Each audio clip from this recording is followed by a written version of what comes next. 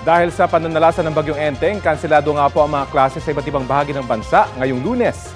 Ayon sa Presidential Communications Office, walang pasok ang lahat ng antas sa mga pampubliko at pribadong eskwelahan sa Metro Manila.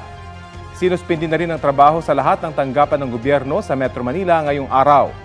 Kinansela rin ng mga LGU ang mga klase sa lahat ng antas sa Bulacan, Cavite, Rizal, Quezon Province, Northern Samar, Camarines Norte, Naga, Camarines Sur, Kidapawan, Cotabato at San Pascual, Masbate.